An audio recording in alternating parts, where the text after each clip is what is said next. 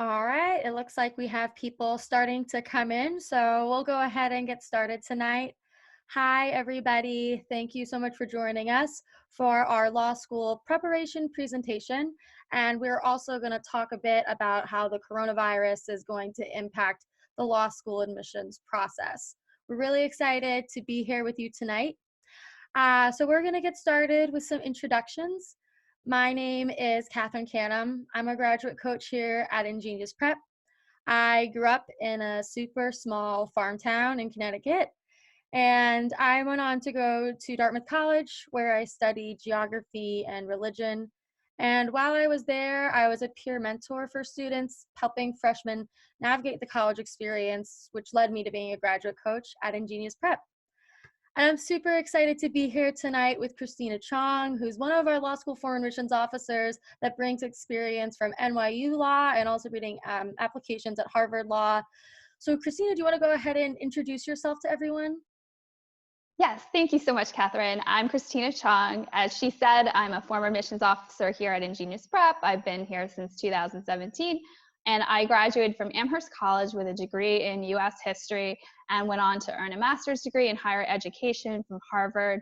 While I was a student at Harvard, I read applications at Harvard Law School JD Admissions Office, and then later on, I was assistant director of JD Admissions at NYU School of Law. I have lived all over the US, including New Jersey, Colorado, Pennsylvania, New York City, Boston, Amherst, and now I reside in Connecticut as well. All right, great. Thank you, Christina. So here's an overview of what we're going to be covering tonight. First, we're going to do some more introductions about who we are and what we do at InGenius Prep. So at InGenius Prep, we have over 150 former admissions officers. These are all people that actually bring experience of making decisions in the admissions office, reading applications and making decisions about who gets in and who didn't. So we have former admissions officers like Christina, who bring experience from Harvard Law, Yale Law, Stanford, NYU, and many, many more. We also have our team of graduate coaches. These are people who have been educated to the highest level. They've gone to top undergrad schools as well as top law schools, and they are trained writers and editors. So they're working right alongside our students through all the brainstorming, drafting, and editing that comes with the admissions process. We're also really proud of the network we've built that has opportunities to provide internships and mentorships for our students. In addition, we have our data. So when putting this data together, we weren't just thinking about LSAT score and GPA, but we approached the process holistically because that's how applications are read in the admissions office. So we considered, what did students write their personal statements about, or what extracurriculars did they participate in prior to law school? And all of these considerations have led to some really great results that we're very proud of. Acceptances at every top law school like Yale, Harvard, Stanford, Berkeley, UVA, many, many more. So here's a look at some of our counselors, some of our foreign admissions officers, as well as our graduate coaches. We have people like Christina, who's here with us tonight. Then we also have graduate coaches like Jessica Sally, who got her BA from Harvard and is now a JD candidate at Stanford Law. And then we also have David Merson, who brings a background from Brown and Cornell Law, and many, many more. So now I'm going to pass it off to Christina for the presentations, who's going to walk us through what really happens in the admissions office and how you guys can prepare. Okay, great. Thank you so much, Catherine. All right, so we're going to start with a question. True or false? Schools have an algorithm to determine who is accepted or rejected. What do you guys think? You can use the chat to let us know what you're thinking. All right, we have a false. A lot of false. All right, looks like we have a smart audience here tonight. Christina. All right, so it's false. Most elite schools use a process of holistic review in which you assess every part of the application. So what does that mean? Okay, they of course care a lot about the LSAT and the GPA if you're submitting an LSAT, or you can submit a different test score. We'll talk a little bit later about that. But there's also a lot of focus on your recommendations, your work experience, what you personally bring to the table, why do you want to become a lawyer? So there's a lot of factors that do go into the process. So I'm going to talk now about how applications are processed. I know it's a little bit of a mystery sometimes on the other side, and part of the reason why I went into this work is that it is a bit of an enigma, to others. I felt like there was a lot of mystery to it. So you submit your application, it arrives in the portal, it's processed most likely by the Law School Admissions Council, and then on the other side, we get it in the admissions office, and then it's divided by the team. So when I worked at my most recent law school, we were sorted sort of by general LSAT and GPA, but certainly we looked way further into what the applicant offered. So we would have to review it and process it and then put a rating in. And then if it was a certain rating range, then the Dean of Admissions would take a look and make the final approval. Occasionally, it would go to a different committee that wasn't the admissions team. It would be probably the head of admissions along with other prominent members of the law school. And if there was some sort of special situation, they would talk it over and decide whether to offer admission.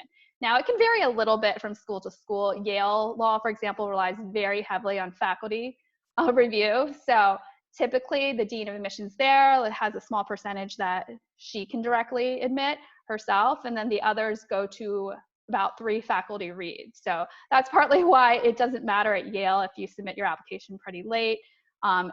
According to the application deadline, it's a little later, and there's rolling admissions at most law schools, but at a place like Yale, because the faculty review it, there's not really a huge advantage to applying early, whereas in some other law schools there is, and we can talk a little bit more about that later. So obviously this is something that's a huge issue right now with coronavirus epidemic around the world. We have seen that it has been taking some schools longer, it feels, this cycle to get decisions out, and probably because of the uncertainty, regarding what's going to be happening in the future, but it shouldn't actually affect the processing in terms of, we have been reading applications online for years. I know I would do most of my application reading at home, so that's not the issue. And certainly you have to send your materials to LSAT, but I assume most of them were processed before, the epidemic, got really strong in the US. So it shouldn't affect it too much for this cycle. But if, the situation does worsen over the summer, I imagine it might impact numbers next year. So typically, if it's a down economic cycle, there will be more people who want to apply to law school overall. So that's definitely what I saw during the recession. More people want to be in school because it's harder to get a job. But typically in times when the economy is good, there are fewer people in law school. But it does cycle back and forth. There's always a little bit of a dip. Over the past couple of years, it's kind of been on an upswing since the election. I think there was a lot of interest in the law, but what they see for this cycle so far, it's not totally over yet. They still have to wait because some schools still have deadlines that are coming, but it looks like it's slightly lower than it was last year. So one thing I know right now, a lot of schools have moved their operations online. They're adjusting, with online classes and such. I know it's been really difficult for some students who want to visit campuses and make a decision, but they have shifted to having online open houses. I know it's not the same, but they're doing what they can considering the situation. But admissions officers certainly communicate with each other and can make decisions over Zoom and the internet. So I imagine those decisions, if they haven't been out yet, will come out in the next few weeks. So this has greatly impacted the LSAT. Unfortunately, all the March tests were canceled. The people who were scheduled for March in the US were automatically signed up for April. We're hoping that the April 25th test can go on as planned. However, if you are outside the US or Canada, the next test is in June. That has definitely impacted some of the students that I work with that are hoping to take the LSAT soon. So unfortunately, this is the situation right now, and we're monitoring how it goes. But unfortunately, we'll just have to wait and see how the situation plays out over the next few weeks. Absolutely. And I just wanted to say I see some questions coming in on the Q&A and just want to assure you all that we will be doing a Q&A portion at the end to get to your questions. So just hang on to those. Oops. Sure. So once the application is submitted online, situation is going on as usual. I think in some situations later when students have to submit their enrollment paperwork, certainly you can pay online, but there are some other things that might be delayed. If schools are closed, it might be harder to get transcripts unless they have a really electronic process at their school for obtaining transcripts. So in general, I don't think it should impact this cycle too much, but we'd have to wait and see what happens over the next few months for the upcoming application cycle. Okay, so the next part is how to build up your academic background. Okay, so here's the next trivia question. What's the median undergraduate GPA for admitted Harvard Law School students to the JD program? All right, what do people think?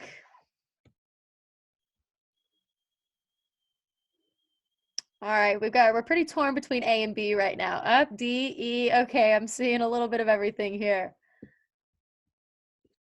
All right, we will reveal. Yes, 3.9. Yes, that's certainly very high.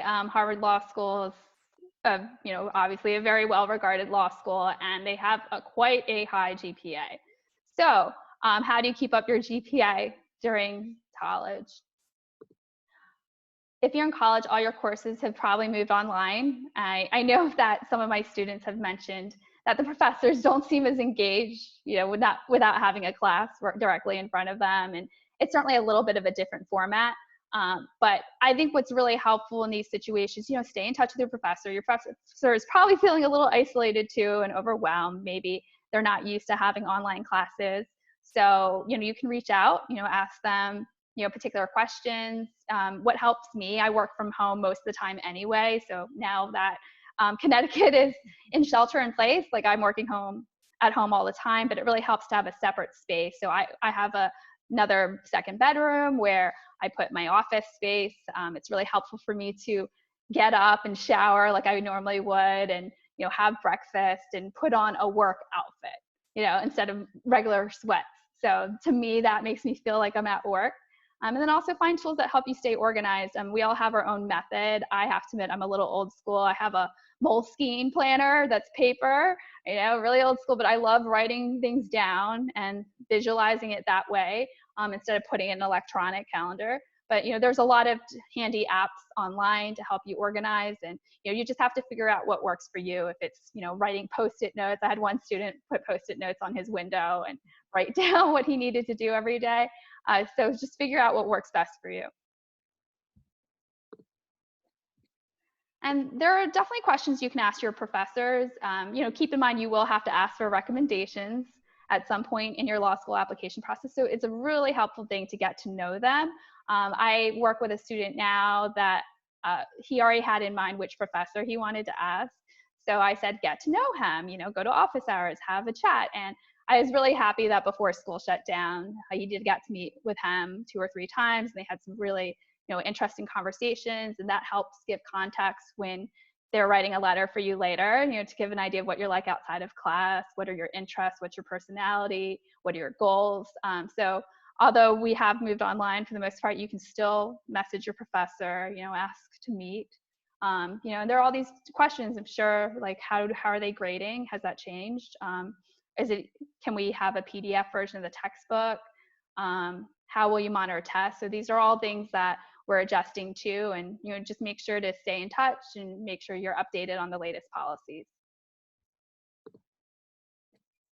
Okay, next question, true or false? Law schools don't prefer certain undergraduate majors in the admissions process.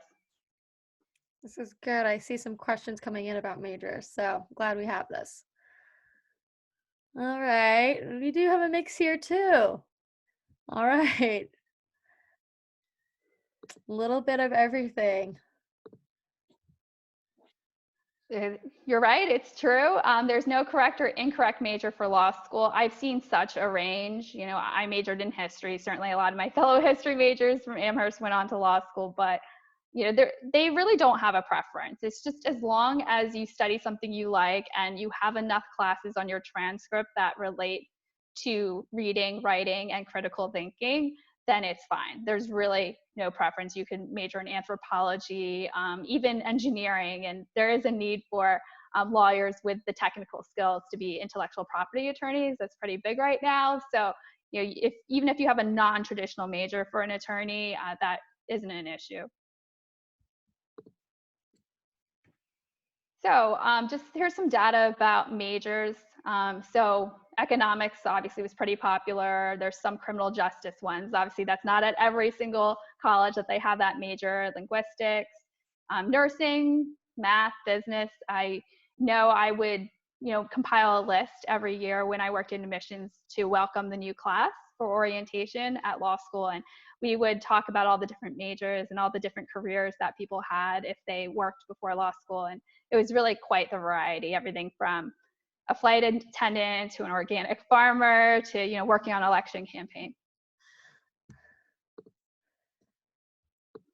So it can be a little confusing about how to choose your classes. The students that I work with that are in candidacy building with me before applying to law school, we always go over their class selection to make sure that they have a wide variety of classes, because I don't want them taking just all history classes or all economics classes. It's good to explore if you can in college. And one of the things I really appreciated when I went to Amherst was the open curriculum. So I took classes in everything from geology to autobiographies of women to French literature. So college is the time to explore. Once you get to law school, you're going to be taking all law classes. And your first year of law school, pretty much everyone takes the same 7 classes. So you can pursue any field you want as long as you maintain a good GPA and you have a clear story for why you wanted to study this, as well as demonstrating that you have those strong reading and writing skills. Trivia, next question. What's the median LSAT score at Fordham University Law School? All right. What are people thinking? C, D, E, A. Okay. B. We've got one of everything here, Christina. Yeah. The higher the better. Someone wrote the higher the better.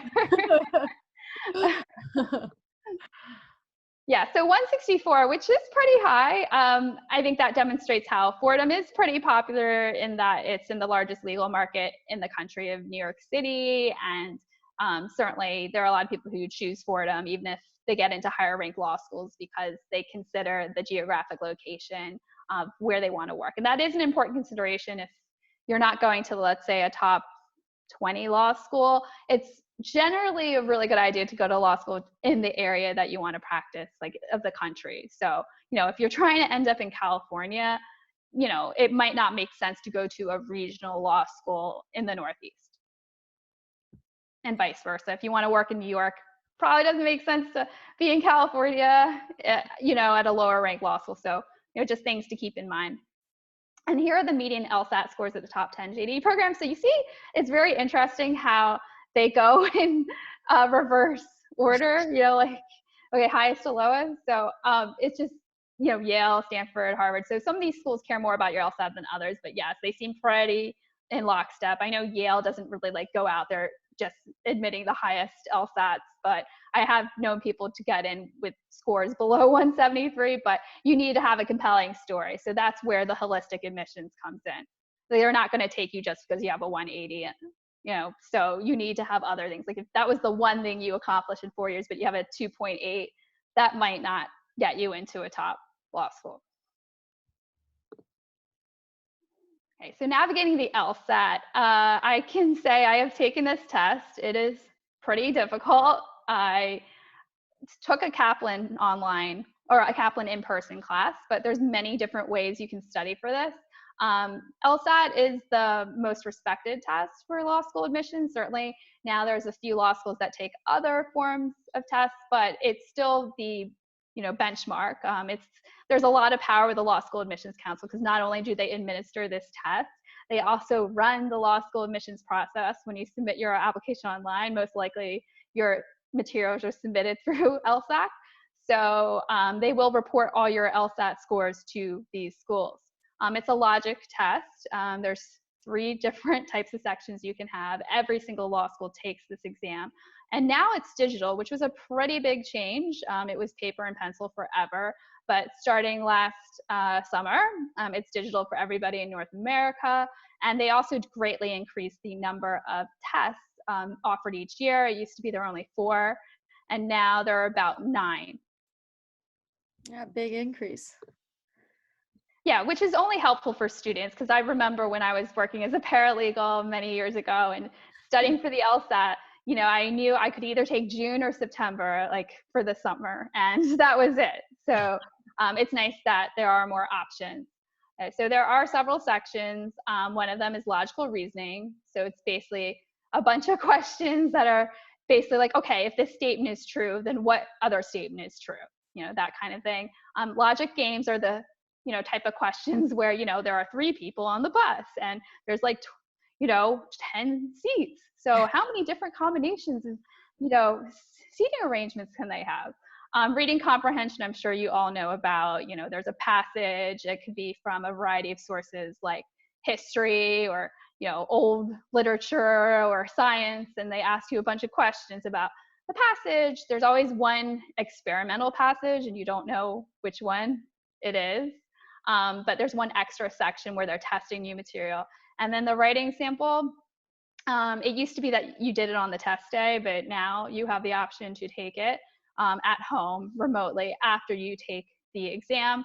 But you have to make sure to have one on sample on file before you submit your applications to law school in order to have your LSAT scores sent. So here are the upcoming test dates in North America. The registration deadline already passed for April 25th, but you can still register for June and July, and the other dates are to be determined.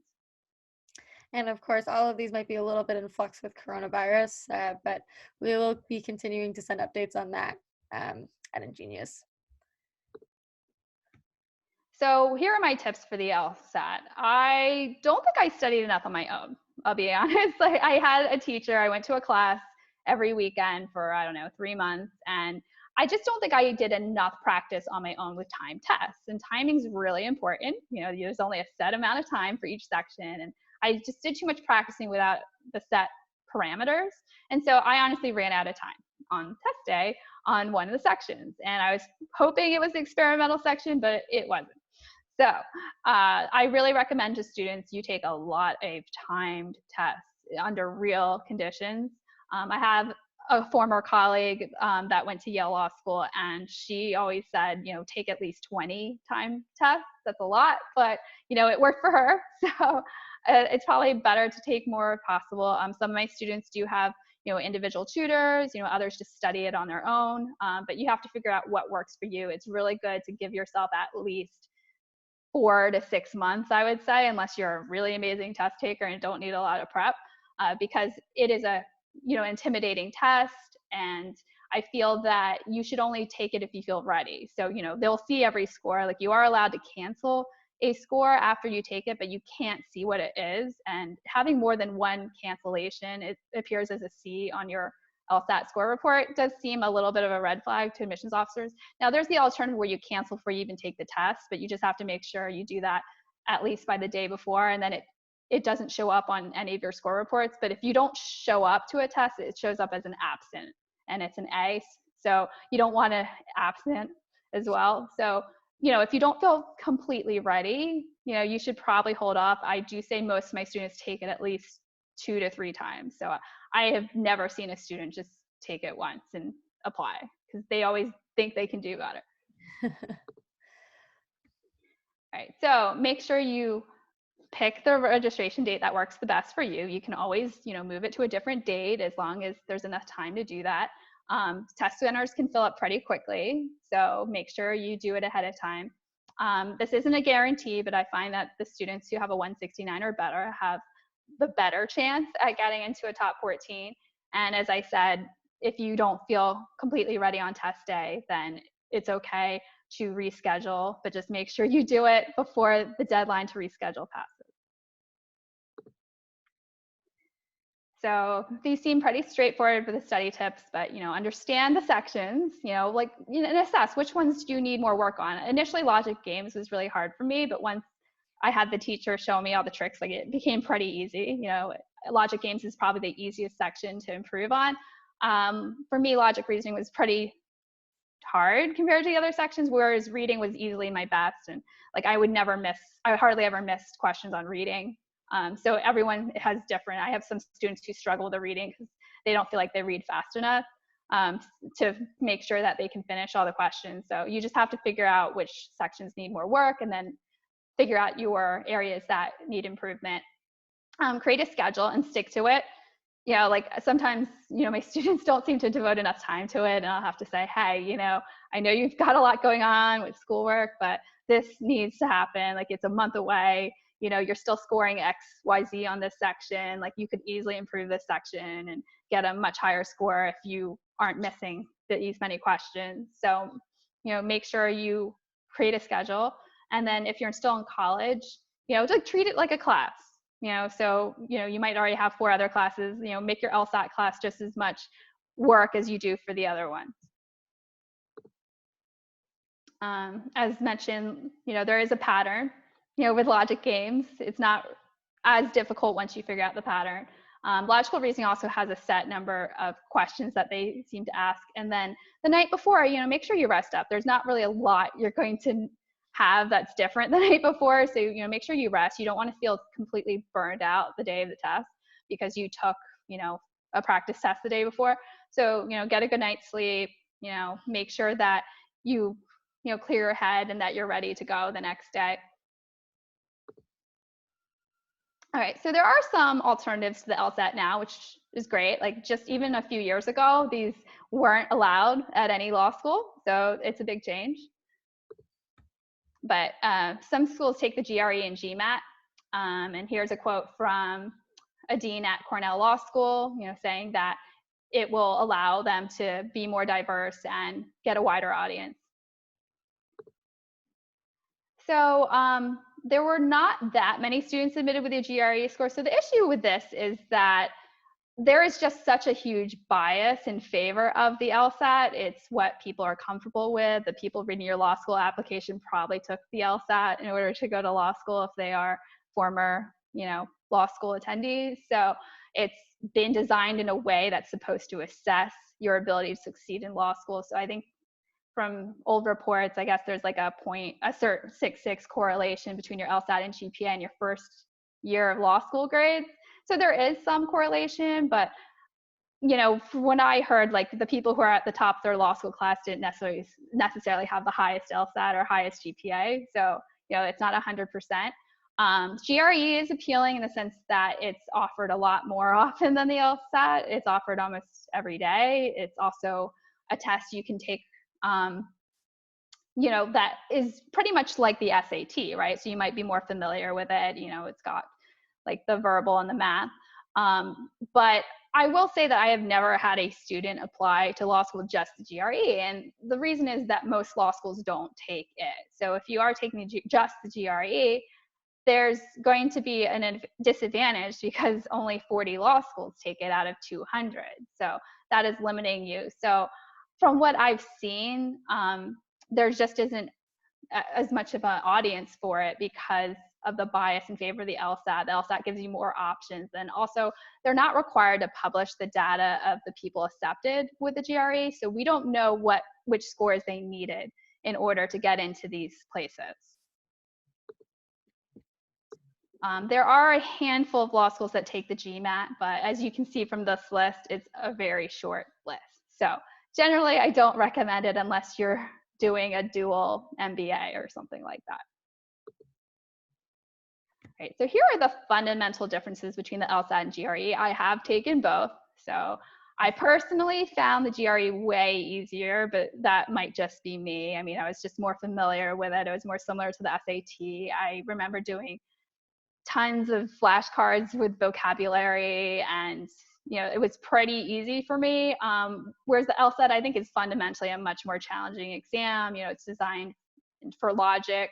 It's, a test that is not offered as often. It is curved, so I guess that's an advantage. And it is accepted by all law schools. So I do think the GRE can work for a student who absolutely knows the LSAT wouldn't be a good test for them. And from what I've seen, sometimes it works when the student has already gone to a PhD or a master's program and has a GRE in file, and they might want to apply. But I don't traditionally see students who are coming straight from undergrad taking just the GRE. So your grades and test score do play a big role. I wouldn't say 100%. I would say probably half. So they do count for a lot, but there are other ways to stand out. Okay, so the next part is working on your extracurriculars. So here's a quote from my colleague, Jean Webb. She worked for many years as the director of admissions at Yale Law School. And she says that grades and test scores aren't all that matter. They certainly look at all the components of your application, your personal statement, resume, your letters. So they want to know the story behind the grades. So what's important to keep in mind for extracurriculars? Admittedly, it's not the same level of competitiveness as it was in undergrad. When you applied to college, I'm sure it was a little insane with, oh, do I need to publish a paper? Do I need to be an outstanding nationally ranked athlete? It's not quite the same level in law school. Keep in mind, there just aren't as many people applying to law school as for undergrad. It's a more specialized niche degree. So they generally want to see that you've been active, that you have leadership, that you have some interest, but you don't need to have 10 activities. Generally, I ask my students to have at least 3 to 5 things that they enjoy doing, that they've been doing for several years if possible, that show leadership. Do you have some sort of position? So whether it's being the president of your sorority or fraternity, or you've been volunteering in your community. Sometimes I do have students who have started their own nonprofit, or some major initiatives. So that's really exciting. So there's all sorts of things, like to pursue things you like. Don't do them just for the sake of law school. I think when you do something that you really truly enjoy, it shows in your application. So whether, like, one of my students is really into food, so they did a lot of projects related to fundraising for food in their communities. Another student was interested in the issue of homelessness, so they definitely started a nonprofit to help the homeless. So think of something that is really interesting to you. So I have another student I worked with, they're really into politics, so certainly they did the internship with their representative in DC. So think of like ways to pursue things you like. So when I was in college, I truly thought that I was going to be a historian. So my internships in the summer were working at the National Park Service and giving tours of the Liberty Bell and Independence Hall. And I also worked a summer at Emily Dickinson's house giving tours. And that culminated in my senior thesis. So my senior thesis was about a lawsuit within Emily Dickinson's family that impacted the publication of her poetry. So like you can see how that just sort of led to the next part. And since I had worked at her house, I really got interested in the lawsuit, and that ended up being my thesis, which was a really good topic for interviews later on. Very cool. Yeah, it was pretty fun. But these are some common law school extracurriculars. Certainly you don't have to do them, although they are typical. I have had students who've had debate, Model UN, Free Law Society, student government, have been a paralegal. Certainly that's totally normal and typical, and you don't have to worry if that's something you're really interested in, go for it. But there are many other ways to stand out too.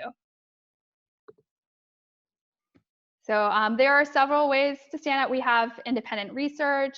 Some of my law school candidates have worked with some academic mentors that we have at our company. They are either people who went to law school or who are teaching at a law school, and they've worked on a topic together, meeting one-on-one for 8 weeks and producing a paper.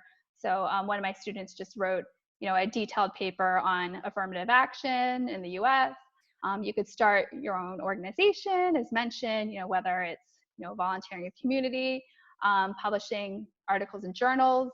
There are ways you can write things. I had a student who, was really into filmmaking, so they definitely made films that won awards. Or seek an internship. Certainly, getting some skills outside the classroom are really important as well. So, in that time, you can kind of really get a sense if this is for you, especially if you're going directly to law school and you haven't had full-time work experience. Interning at a firm or doing something law related could be really helpful to just figure out if it's for you. So certainly there's a little bit of a challenge right now with the quarantine, especially if you're in an area of the world in which we are sheltered in place, like we are in Connecticut. So, we've had to redo a bunch of plans for certain students, like, okay, when is the next LSAT? Hopefully in April. But there are ways to keep going. You can reach out to people, see if you can submit online. There are ways to publish things online, like medium.com. You can still have meetings online. So I had a student start a book club with their friends, and they meet on Zoom and they talk about topics related to law. You can do a creative project, certainly if you can't really leave your apartment. But there are plenty of influencers who film things just from their home all the time. Or you could create ways that the coronavirus has impacted society. I have a student entering New York Times editorial contest right now. Like, that's not due till April 21st, but that's a great way to fill your time if you're looking for something to do. Or there are many companies that want remote interns right now. So certainly reach out, polish off that resume and see how you can help out. So here are some other ideas. Your policy, you could see how regulations differ in each country during this time. Immigration, I did work with a student who's very interested in this topic and worked at an immigration law firm. So maybe there's a way to help out with that. And then environment, maybe you can look into how have things changed due to the pandemic. I know in certain parts of the world there's a lot less pollution now. With the lack of people moving around. And so how does that impact our world as a whole? Also, other ways you could consider healthcare, how are different countries reacting to this? Certainly the situation in Italy is, a bit different than what's happening in Spain or the US at the moment. Unfortunately, a lot of businesses have really suffered. Such as restaurants, hotels, airlines, what has the impact been? And then in employment, how have labor laws shifted? Certainly a lot of companies are, changing their policies towards employees. Like, how does that impact? And the stimulus package that they're creating, how have they protected the rights of workers? So, they don't have to be necessarily related to the pandemic, of course, but I have found, certainly with all this extra time, we're not going out to work or commuting or seeing friends. There is more time to devote to projects. So definitely use this time if you can, to think of something that you find really interesting and do more research or brainstorm ways that you can build on it when things are a little bit more back to normal.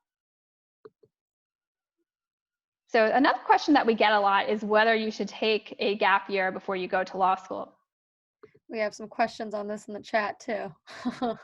Great. And the next thing is true or false. Most law school candidates apply directly from college for law school. Oh, whoops. I'm sorry, I revealed too quickly, but we'll just cut to the chase. So it's false. Most students do have 1 to 2 years, so the median age is 24. But certainly, there are plenty of people that go direct, from undergrad. And the way to stand out in that case, I feel, is to have a really clear reason of why you want to go. So here are some pros and cons. I have given a presentation about this before. So should you take a gap year? For some students, they have been a student for almost their whole lives by the time, that law school rolls around. So maybe it's nice to take a break, kind of get your feet wet in the work world. It can be helpful to have work experience. I was one of those people who waited over 5 years before I went back to grad school, and it was actually really helpful for me. I initially was a teacher, and then I switched to being a paralegal at a law firm. And while I was there, I realized, long term, I really enjoyed being in education. So that was the more important thing for me at the time. So that clarified my decision. So maybe it helps you clarify your thoughts as well. Law school is not required, certainly. It's optional and it is there for you. If you want to go right after college or a few years later, you also might have more time to study for exams like the LSAT or GRE. And then also, certainly like with the current situation, things are a little unpredictable with tests and how schools will resume in-person operations. So maybe some people might want to wait and see. The cons are, sometimes people just know they want to go to law school. I certainly have those students and they'll say to me, oh, I've known since I was 10, or, I watched Legally Blonde. And for real, I did have a student say that. And she said, I really loved the movie and that just really got me excited about it. And, now they're in law school. Also, if you just want to get started, right? Like law school is expensive if most people have to take out loans. So, it's easier to kind of get started on your career earlier. Also, juggling applications while you're working full time can be a pain. It certainly is a lot of work. And then applying now is potentially a good time, to be in law school if certainly the job market doesn't bounce back. But, we have to wait and see what happens over the next few months. So how could you take advantage of your gap year? Many people are paralegals. That's certainly a very popular option. That's very closely related to what many people want to do in terms of the type of law they want, especially if you're looking for a big firm. I've had students work on political campaigns. There's a student I've worked with before that is currently working on one. So that's really exciting.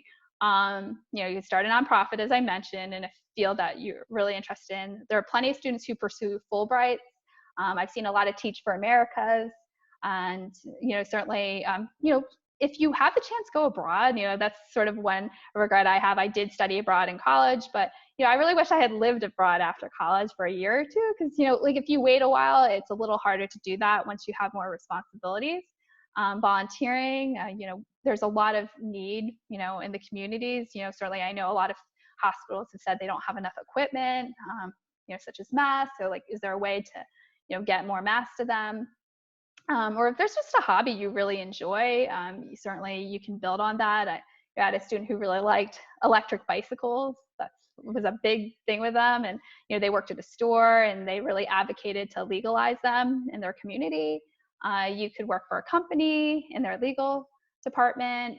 You could just travel or document your adventures. So the main point is just don't be idle. Certainly there are some students who just focus on taking the test for law school and working on applications. And, it's not, always a totally bad thing, but I do feel like it's really important to do something else as well, just to get that experience and, be able to show law schools that you can juggle your time wisely, because a lot about law school is managing your time beyond, class, to fit your activities and all your other assignments and, things that you want to work on. All right, so the persona, this is also important. So what is a persona? What I would call it is, how are you summarized in 1 or 2 sentences to admissions committee? So, like all my students, I make sure that for law school, they're really clear about why they want to go. So it's a deliberate decision on your part, like what is your story and how do you stand out? So keep in mind that when you apply to law school, there is the law school report that comes out, and basically it's a summary of how you compare to other students from your school. So if they have enough data on your school, like they'll say, oh, here's the average LSAT and here's the average GPA and how's this applicant compare? So when you're thinking about your story, you are more than your numbers. What have you done or what do you offer to this law school that's really different? So we have a group exercise of 2 former students and how they compare to each other and where they got it. So with Stanford, there's Cindy and Jane. So as you can see, they have sort of similar LSAT GPA. One has a 3.9, one has a 3.7, which is slightly lower. One has a 173, the other has a 169. Cindy went to an Ivy League school. Jane was at a top 30 university. Cindy majored in government, Jane in sociology. So, different, but sort of similar. Cindy was the editor of an undergraduate law journal, whereas Jane founded a community service organization on sustainability. Cindy was a treasurer of the mock trial team, while Jane was a community organizer for a legal clinic. Cindy interned with her congressman, while Jane was a research assistant with a Yale Law School professor. And Cindy was a volunteer, while Jane led rallies for government action and global warming efforts. So who do you guys think got admitted? These applicants are both impressive in their own ways, but only one of them got accepted. Who do people think that was? All right. Mostly getting votes for Jane here. A couple Cindy's, but mostly Jane. All right, let's reveal and walk through it. It was Jane. Oh, we got a lot of Cindy's right there at the end, but it was Jane who was admitted. Cindy did get into other law schools, but for the top schools at Stanford, it was Jane who got admitted. So now Christina's going to kind of walk us through like what some of those considerations were. So yeah, so LSAT and GPA aren't everything. Although Cindy had higher, overall scores, like Jane did stand out in other ways. So I would say Cindy's profile was a little bit more typical, internship with a congressman, certainly joined organizations, leader in organizations, but Jane was creating organizations and producing original work and leading original efforts. So I think that really helped stand out. And she had that consistent theme with environmental law. So here are some samples. Again, when I work with law school applicants, we make sure they have a clear reason why they want to go to law school. Now, one thing to keep in mind here is that there is no major in law school. You're all getting a law degree. So it's not like you have to declare a certain area of law that you're going to major in, because there isn't a major. But it's nice to show why you want to go to the law school. I think sometimes students who are applying really aren't sure why, like although they think they know why, they really aren't sure why. And I'll kind of like dig in and ask, well, why do you want to go? And what is the reason? And it's really good to think long and hard. Like I honestly was on the fence about it. And in the end, I do think I really just enjoyed the field of education. I really liked working with students on their goals and accomplishing goals to get into school. So that was really my thing. Whereas, there are students that I work with and they are really into something, whether it's politics, they love it, they breathe it, they follow the elections and the primaries and that's their thing. Others are really into immigration law, they have like personal family stories related to immigration and they have done work in their communities, or whether it's women's rights, whether they've been helping out with, certain rights that are being infringed on. So, think of something that's really important to you and build on that, but you don't have to commit to it. So that's the other thing. You can say, I'm very interested in this, but they don't expect you to go to law school and absolutely do that. Like people's minds can change. So we get that, but it's good to tell a story that's accurate about what you're into. And you also must succeed in the classroom. So it's not just about academics and your test scores. Your extracurriculars have to build on your interests and your passions and show how you will contribute directly to their communities. So there are some other resources. Certainly, we've been spending a lot of time online, but a lot of people have been using Zoom and Google Hangouts, which we do at our work as well. And there's tons of study apps that didn't exist when I was in college. You can do online flashcards. You can do LSAT practices. There's Khan Academy. So there's a lot of great free resources to study and also, look at your vocabulary and remember certain concepts. There are other productivity tools, of course, like Google Calendar, Todoist, Evernote, Noisely, Rescue Time. And then I know my workout routine has definitely been affected with all the gyms being closed in Connecticut. I'm definitely more of a go to a workout class type of person, but I've been adjusting by watching a lot of YouTube videos and ordering a yoga mat. All right, thank you so much, Christina, for giving us all of your great insights. I'm just going to quickly walk through some of our law school acceptances and overview our services before we open it up to Q&A for Christina, so you guys can start thinking of your questions. but we are super proud of our students and their acceptances to law schools like Harvard, Yale, Stanford, NYU, UVA, Northwestern, Georgetown, GW, Washington University, many, many more. All right, so to quickly overview how we work with students, first is our candidacy building service. Christina mentioned she works with some students throughout college. It's all about early planning and strategizing so that when it comes time for you to apply to law school, you're as strong of an applicant as you can be. Then application counseling, this right before you're about to apply. This is all about building and perfecting your law school applications from start to finish. Then we also offer an application final review, which is you've written your application, you're almost ready to submit, but you want a former admissions officer's perspective before you do so. So they will review and edit your entire application to really make sure you are ready to go ahead and press submit. Also, when the time comes, we do offer interview prep for our students as well if they're at that phase and hoping for that help.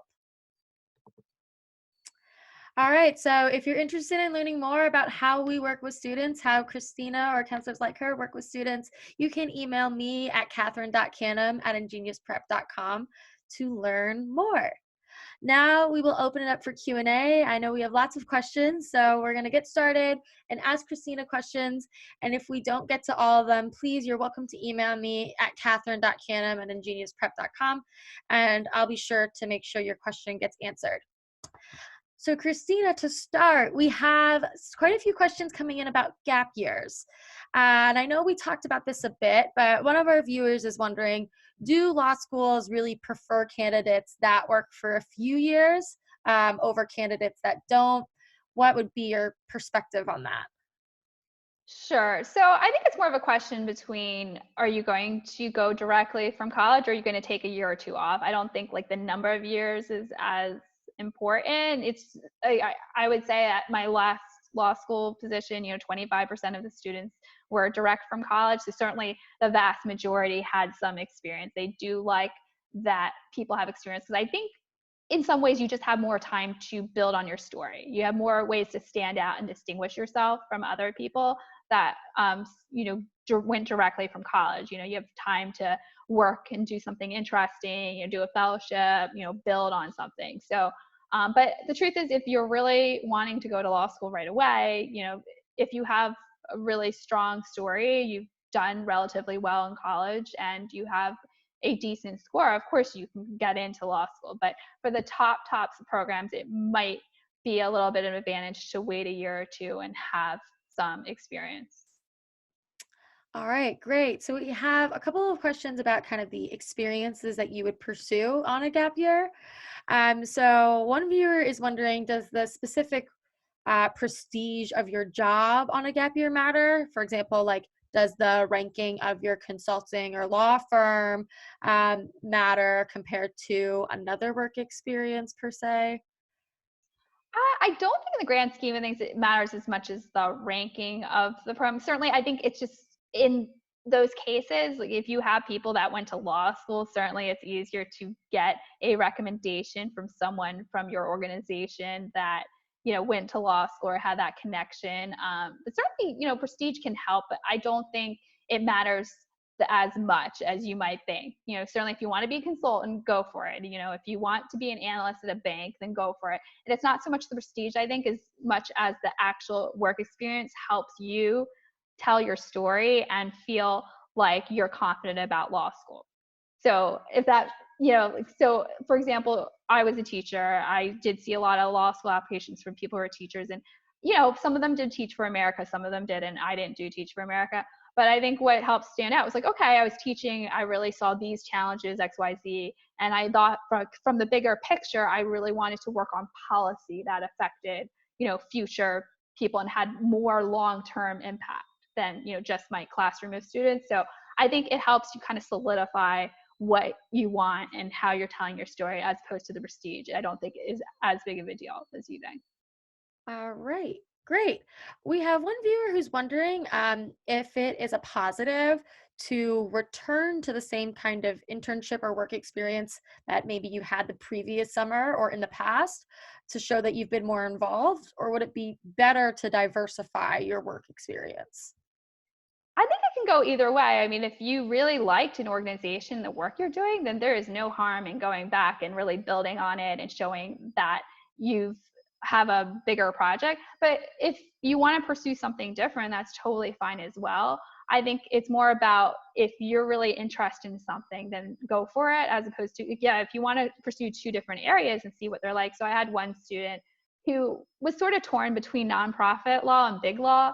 So they're really interested in, you know, gender rights, and so they interned at an organization for that. But then they ended up working full time as a paralegal at a big law firm, and so they got those two different experiences, although related to law. Like both of them were very different from each other, but it helped them decide which one they prefer.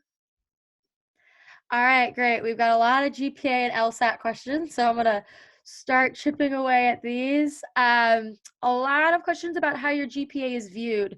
So one I will start with is relating to your major and your GPA. Do law school admissions officers consider your major when looking at your GPA? For example, if you were a STEM major taking really rigorous courses, would the admissions officers consider that when looking at that number? Sure. I think there's certainly some consideration if you are in a really difficult major with a curve, they will consider that. But at the end of the day, they do have a GPA they might have in mind for the meeting of their class. So there is something. So, we bring this up in other presentations, but if you have a GPA that you feel is a little lower, an LSAT, and you have a valid reason for it, then explain it in a brief statement called an addendum. So you can say, I was a STEM major, there wasn't a curve, or there was a curve, it was a pretty difficult curve, so you want them to see the context. So if there's something you're worried about, it's okay to write a little note and explain the situation. Because I'd rather know more than less. When I'm reading an application, I want to understand the whole context. So I've had students say, oh, I was pre-med, and I switched out. So once I switched my major to political science, I did much better, so the context is really important. So yes, like there is some consideration, but it's important to give the entire story. They might not just know that by looking at your app. You have to explain it. Great. All right, we have a couple of questions coming in asking about the prestige or rank of your undergrad school in relation to your GPA. How much does that matter as a factor in the law school admissions process?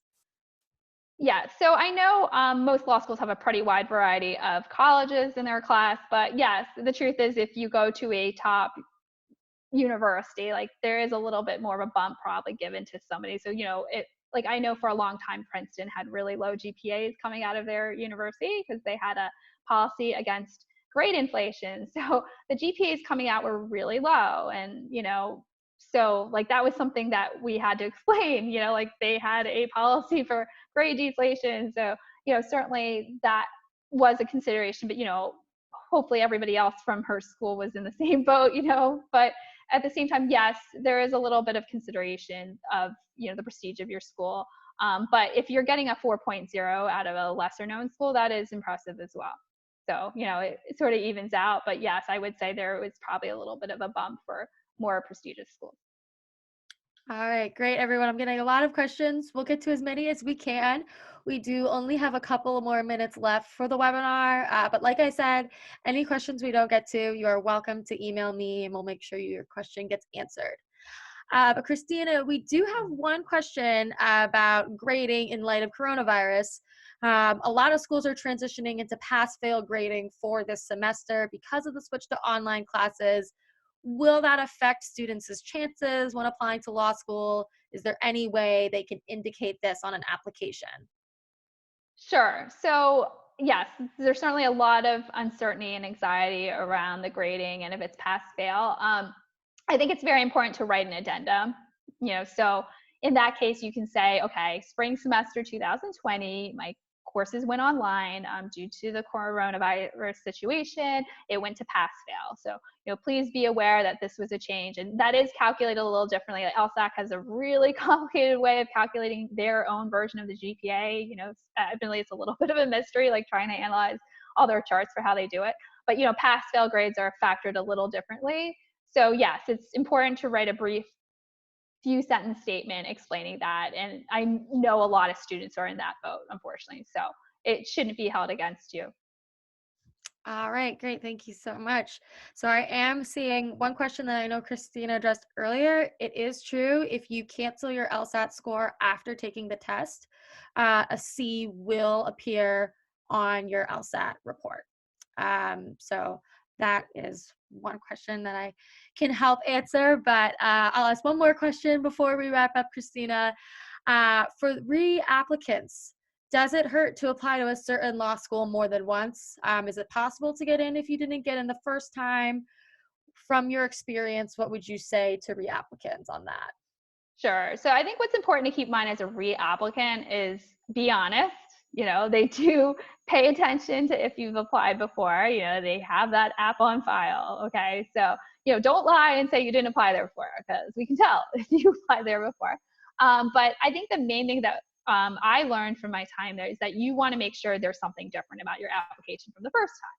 So, don't do the same exact thing you did the first time, because they do want to see a difference. You need to update your personal statement. It should be different. You need to have different letters or updated letters to show different, sides of you. So if you pick, your English teacher and your political science teacher at that time, then, maybe pick a different professor and a work letter, because I assume you've been out of school a little longer. You also want, maybe updated grades and updated LSAT if possible. So there needs to be a concrete change in your application. You shouldn't just submit something that was exactly the same. And yes, like there can be changes in from year to year. Like maybe you didn't get in the first time, but the second year, there could be different quality in the class that they're looking for. So for example, applications vary year to year from each school. So, there might be one year we got 1,000 more applications, so maybe it's easier to stand out in one year than the other. Like each year is a totally different, game. It's restarted. So, there are ways that you might stand out a little bit more in one year versus the next. And, I do remember an application in my head of a student that did increase their score significantly. And so that did help them. And they also had work experience. So yes, it is possible to gain acceptance the second time around. All right, great. I know there are a lot of great questions here, but we do have to wrap up tonight. Again, you can email me with any questions, and also just to learn more about how we work with students and the resources that we have at InGenius Prep. Christina, thank you so much for joining us tonight and providing all of your guidance. Have a good night, everyone. I hope everybody stays healthy and safe. Thank you, Catherine. Good luck, everybody. Take good care. Good night. Good night.